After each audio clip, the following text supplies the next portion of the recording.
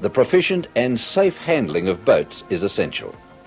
This rather spectacular formation is a training exercise, honing the skills for holding accurate relative boat positions, as might be used during a search. Destroyed the Frankston Coast Guard headquarters.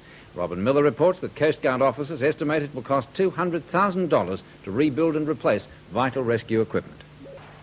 The blaze was discovered shortly before 1:15 this morning by a security firm who regularly patrols the premises here on the foreshore at Frankston Beach. 3 local fire units raced to the scene, but by the time they got here, the fire had an almost total hold. 2 hours later, all that was left of the single-story log cabin was a charred shell. Completely destroyed was the kitchen, meeting room and boat storage area, containing 2 5-metre patrol boats, 2 dinghies and other search and rescue equipment. The flames also spread to the Victorian Coast Guard's main communications tower, a 10-metre structure housing vital radio equipment to monitor distress calls from all over the state. The Coast Guard service is purely voluntary. The building was insured for only $40,000, but it's estimated it will cost $200,000 to replace. Just got no hope of raising it ourselves because our members seem to be orientated to going out and doing the work on the bay, and fundraising is, I suppose, with a lot of other organisations, a bit of a problem. If you are interested in helping to rebuild a vital link in Victoria's coastal rescue services, donations can be sent to the Australian Volunteer Coast Guard Fire Appeal, Post Office Box 270, Elstonwick. Robin Miller, National 9 News. He was 20 years old today, and Mary Anderson joined the birthday celebrations. CG15 Coast Guard, could you proceed to Mornington? Vessel in difficulty, could you assist please, over? Coast Guard from CG15. Yeah, affirmative to that. Yeah, we'll go and join the rest of the fleet. CG6 out. The idea of a water safety organisation for Victoria was thought up by Mr. Ted Madden in the early 1960s. His idea was based on the highly successful American Coast Guard service. Today the association has just under 2,000 regular members. But the work of the Coast Guard doesn't just involve voluntary weekend and public holiday patrols. Since 1961, more than 15,000 people have attended public instruction courses. And the association is confident that these sort of courses have raised the standard of water safety in Victoria. But primarily, we prefer to offer public education through public instruction courses, and in these 20 years, over 15,700 people in Victoria alone have taken advantage of these courses. But in 20 years of volunteer service, the Coast Guard has not been without its problems. Last summer, vandals set fire to the Coast Guard's watchtower at Frankston. The fire left the association without one of its most essential pieces of equipment and $60,000 in debt.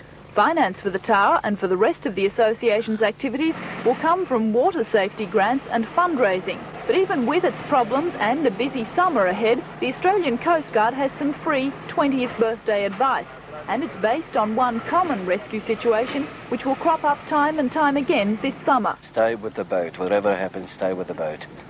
Because so many people lost their lives simply because they thought that shore was only a short distance away and proved to be fatal for them. Now, coming up, Australian Coast Guard Association. Nearly 40 boats. Tragedy. 1 man is dead and 2 others are badly shaken tonight after their powerboat capsized during a race off Sandringham. Race organisers say the boat flipped after hitting a freak wave, trapping the dead man underneath. The drama unfolded shortly before midday as a fleet of powerboats surged south down the bay. The twin-engine powered death boat was in the middle of the fleet when it surged off the top of a swell and nose-dived into the bay, splintering in 2.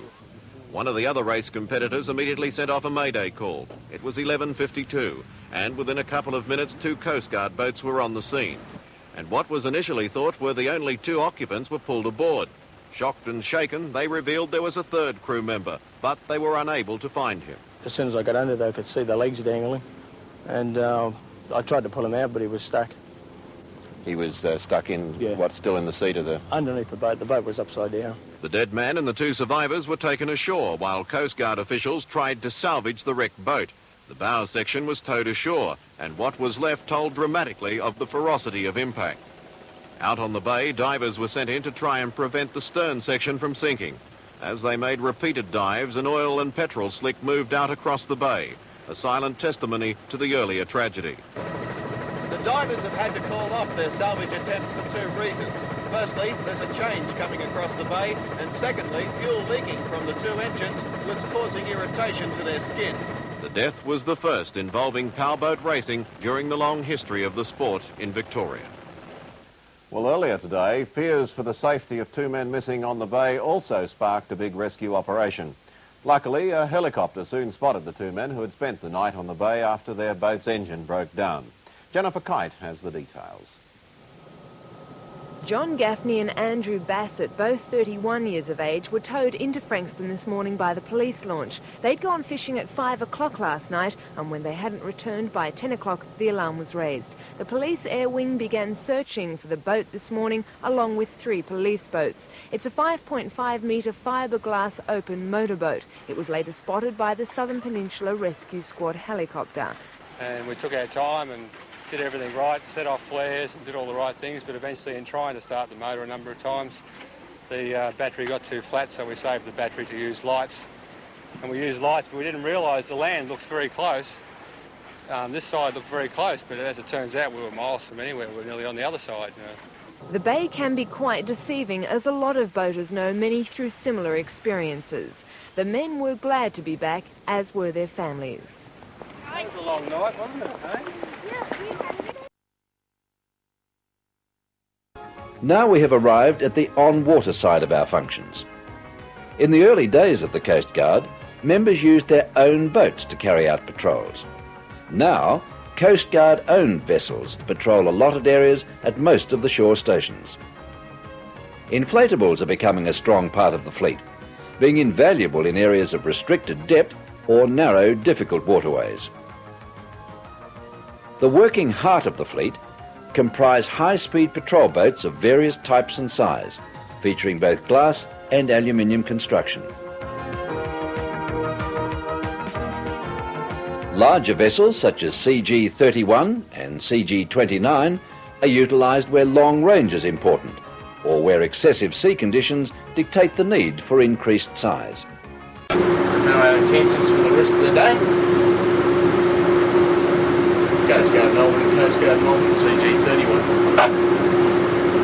Dick Webb should be up to town this morning. CG-31. CG-31, Coast Guard Melbourne, go ahead. Morning, Coast Guard.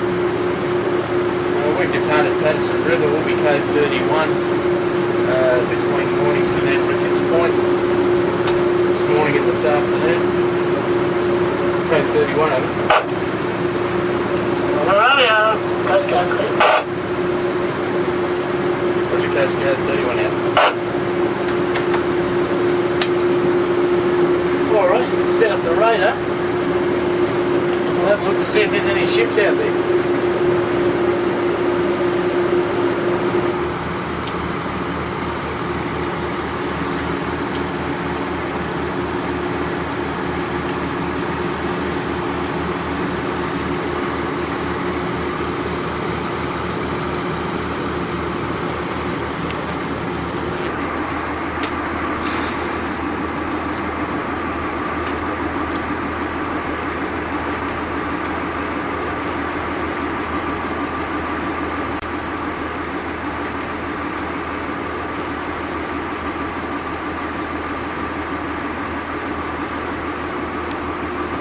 We're actually half a mile off the entrance of the river, and you can see the river just at the bottom of the screen there. It seems to be a straight line that's looking up the river. And if you have a look